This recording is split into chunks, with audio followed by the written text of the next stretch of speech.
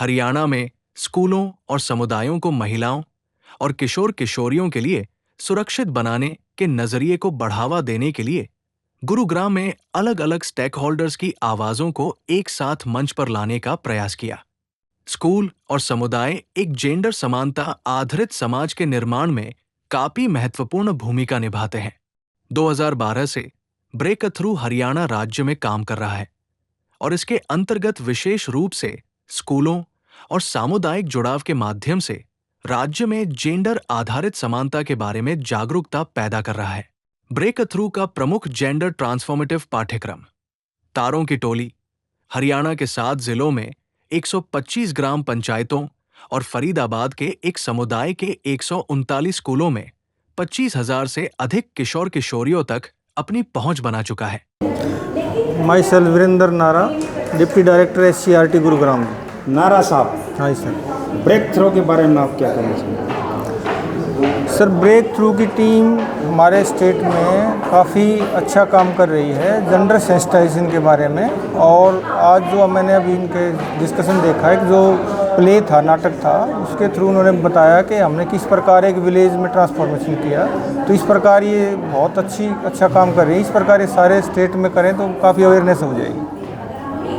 Sir, आपने देखा एक ही नाटक में पूरे गांव को उन्होंने समझा दिया, चाहे स्वच्छता अभियान हो, चाहे लड़कियों की शिक्षा की बात हो। और इसमें आप क्या नया जोड़ना चाहते हैं कि इसको और भी सुंदर बनाया जाए इस कार्यक्रम? उन्होंने लगभग चीज़ें कवर अप कर ली हैं। उसमें बस ये है कि थोड़ा सा जो मुझे ऐसा लगा कि जो हमारे बॉयज़ हैं उनको एजुकेट करने की आवश्यकता है, तब हमारा जो लड़कियां हैं वो सेफ़ रहेंगी, डोमेस्टिक वायलेंस कम हो सकती है। उनको अगर इनिशियली हम जो है 18 की एज तक ये बता दें भाई ये जो है हमारे जो आपके साथ जो हमारी लड़कियां पढ़ रही हैं वो बहुत ही आपके इक्वल ही हैं, सेम हैं, तो उनको बताया जाना बहुत आवश्यक है। सर, अगर मनोवैज्ञानिक तरीके से हम उनका दिमाग चेंज कर देते हैं और उनके दिमाग में ये बात ला देते हैं कि लड़का लड़की एक समान है, तो ये भेदभाव कुछ हाँ काफ़ी बिल्कुल ऑटोमेटिकली रिमूव हो जाएगा। सर, ब्रेक थ्रू काफ़ी स्टेट में अभी तक कार्यक्रम कर चुकी है और हरियाणा में भी इन्होंने 7 जिलों में चला है। आपको क्या आसार दिखाई, इससे काफ़ी बदलाव आएगा? और जो अहिंसा की ये बात करें उसमें कितना बदलाव आ सकता है? काफ़ी बदलाव आएगा जी। हमने 1-2 बार इनको जो ब्रेक थ्रू की टीम के साथ रेवाड़ी में भी एक बार देखा है इनको, तो काफ़ी अच्छा इन्होंने काम किया है। वह कहीं ना कहीं चेंज आता है जब हम बताते हैं, लगातार कंटिन्यूसली एक चीज़ को बताएंगे तो उससे चेंज आएगा। नमस्कार सर, मैं डॉक्टर रमा खन्ना। हम SCERT में मैं विशेषज्ञ हूँ राज्य स्तरीय।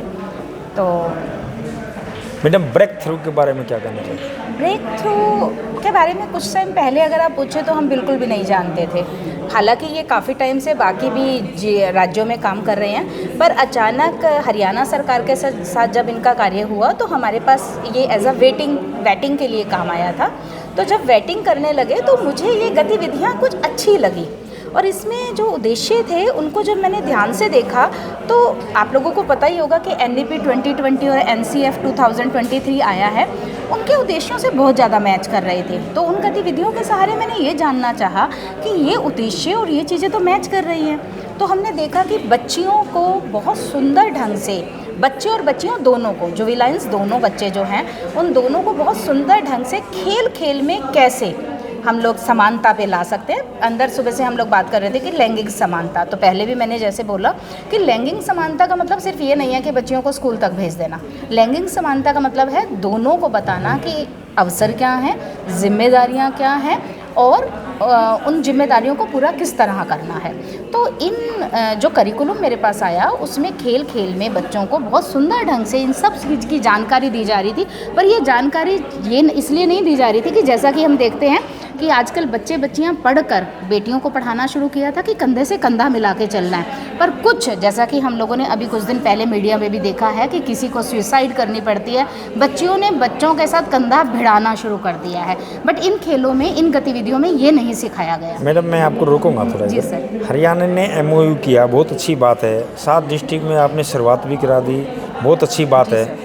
मगर मैं ये जानना चाहता हूँ कि जो एरिया आज पीड़ित है, जैसे नूह की मैं बात करूँ, मैं राजस्थान बॉर्डर की बात करूँ, वहाँ आप पहल क्यों नहीं की? सर पहल के लिए इसलिए था कि वैसे तो ये बाहर ऊपर का लेवल का है, मुझे सिर्फ वेटिंग करना था, पर मुझे यूँ लगता है कि ये पायलट स्टडी थी पहले। तो पायलट स्टडी में एकदम हम पहले ये देखते हैं कि ठीक क्या है, प्लस माइनस। तो एकदम हम ऐसे पीड़ित में ले आते और वहाँ कुछ उल्टा प्रभाव पड़ जाता, तो हमारी शिक्षा का सर्वांगीण विकास की बात थी। आप अभी एनालिसिस करें, आपका एनालिसिस क्या कहता है? मेरा एनालिसिस ये कहलाता है कि इसे यूज़ किया जा सकता है, हम बहुत जल्दी क्योंकि जो एक नाटक बच्चों ने किया है, बहुत अच्छा मेरी था। समझ से ऐसा लगा कि ऐसे नाटक हर गांव में होने चाहिए, हर जगह होने चाहिए, हर स्कूल में होने चाहिए, हर कम्युनिटी सेंटर में होने चाहिए। तो हमने अपनी रिपोर्ट में यही लिख के भेजा है कि एनएपी और एनसीएफ के उद्देश्यों को ये पूरा करती है गतिविधि, और इसे आगे हम अलग अन्य जगह पर भी चला सकते हैं। क्योंकि 30 मिनट के नाटक में उन्होंने पूरा ही दिखा दिया कि क्या होना चाहिए और क्या अच्छा है, और ये किस तरह होना चीज़ें चाहिए। समाज हित में भी हैं, राष्ट्र हित में भी हैं, और ये जो कार्यक्रम है ये राष्ट्र हित में कितना सफल रहेगा। देखिए, कहते हैं चैरिटी बिगिन एट होम, कहानी में भी ये बताया गया है कि घर से शुरुआत की गई है। तो वाकई ही गतिविधियाँ बच्चों को, मैंने पहले ही बताया कि बहुत ऊंचे स्वर पे झगड़ा करने का नहीं सिखाया गया। घर में शुरुआत कैसे करनी है, अपनी लाइन को बड़ा कैसे करना है, किसी की लाइन को छोटा नहीं करना। तो वाकई ही ये घर, परिवार, समाज, देश, राष्ट्र सबके हित में कार्य करेगा, और कुछ सुधारों की कुछ जरूरत। साइकोलॉजिकल इसमें मिक्स किया जाए कि उसको मनोवैज्ञानिक तरीके से भी बच्चों को ठीक किया जा सकता है। मनोवैज्ञानिक स्तर पे कुछ गतिविधियां हैं, वैसे तो बहुत सारी गतिविधियां हैं, जिसमें मैंने एक गतिविधि देखी कि अगर बच्चे अपनी मम्मा से पूछते हैं कि क्या आप बचपन में आपको कहीं जाना पसंद था, क्या आपको कभी क्रिकेट हॉकी पसंद थी, और आपको वो अब क्या लगता है कि आपको खेलना चाहिए, और मम्मा आप प्लान बनाओ कि कहाँ खेलने जाना है। तो यहाँ मुझे लगता है कि जो मानसिक जिम्मेदारियाँ या सामाजिक जिम्मेदारियों के कारण जो हमारी मनोभाव दब जाते हैं, जो अंतर्द्वंद या ज्वालामुखी की तरह बाद में फूटते हैं, उसे उठाने की कोशिश की गई है कि बच्चे। आप इसमें ऐसी कहानियाँ क्यों नहीं सम्मिलित करते, जैसे द्रौपदी मुर्मू हो, राष्ट्रपति पद तक पहुँची है एक आदिवासी इलाके से, ऐसी कहानियाँ इसमें सम्मिलित करोगे तो कैसा लगेगा? ये कहानियाँ, हमने सिर्फ वेटिंग करना है, ये काम ब्रेक थ्रू का है, ठीक है। और SDG जो हमारे लक्ष्य हैं, उनके द्वारा हम ऐसी कहानियाँ दे रहे हैं, ठीक है। और गतिविधियाँ अच्छी हैं, नो डाउट, और मैंने गतिविधियों की वेटिंग की है, जो कि मुझे लगता है अच्छी हैं, कुछ सुधार हैं वो बता दें। मेरा नाम आरती है और मैं ब्रेक थ्रू ट्रस्ट संस्था के साथ काम करती हूँ। मैडम, पहले इसके डायरेक्टर का नाम भी बता दीजिए, इसके संस्थापक का नाम बता दीजिए, क्योंकि बहुत से अभी यहाँ भी मौजूद थे जिनको ब्रेक थ्रू के जो ओनर है और जिसने संस्था को चलाया है और जो डायरेक्टर है उनका नाम नहीं जानते। जी, तो ब्रेक थ्रू संस्था, जैसा आपने सुना भी आज के कार्यक्रम में, पिछले 25 वर्षों से कार्यरत है, और मल्लिका दत्त ने इन्हें इसकी शुरुआत की थी। आज हमारे संस्था को लीड करती हैं सोहिनी भट्टाचार्य। हरियाणा में आपने अभी 7 डिस्ट्रिक्ट चुने हैं, मगर आपने नूर डिस्ट्रिक्ट को क्यों नहीं चुना, जहाँ पर अभी भी ज़्यादा है? ये बहुत ही अच्छा सवाल है, और ये सवाल काफ़ी टाइम आता है हमारे पास कि हमने नूर को क्यों नहीं चुना है, जबकि सरकार उस ज़िले को चाहती है और ज़्यादा डेवलप करना।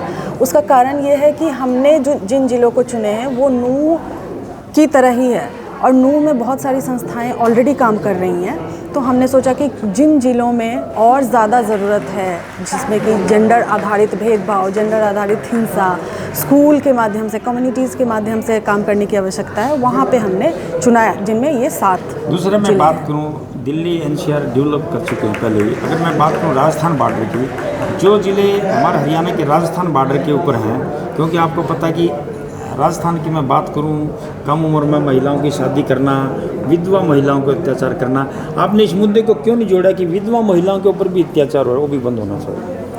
तो जैसा आपने सुना भी, जो ब्रेक थ्रू का विज़न ही है ना, कि अत्याचार को ही हम अनएक्सेप्टेबल, अस्वीकार्य करने के ऊपर काम करते हैं, और इसमें अत्याचार किसी भी जेंडर को के ऊपर हो रहा है, वो सारे जेंडर को हम इसमें शामिल करते हैं। तो जैसा आपने बोला कि राजस्थान से जो जुड़ा हुआ हरियाणा का एरिया है, उसमें हम क्यों नहीं काम करते हैं, तो हम यूपी से जो जुड़ा हुआ एरिया है हरियाणा का, उसमें ज़रूर काम करते हैं, और वहाँ के मुद्दे थोड़े डिफरेंट हैं जो हमारे अन्य जो 6 ज़िले हैं उनसे।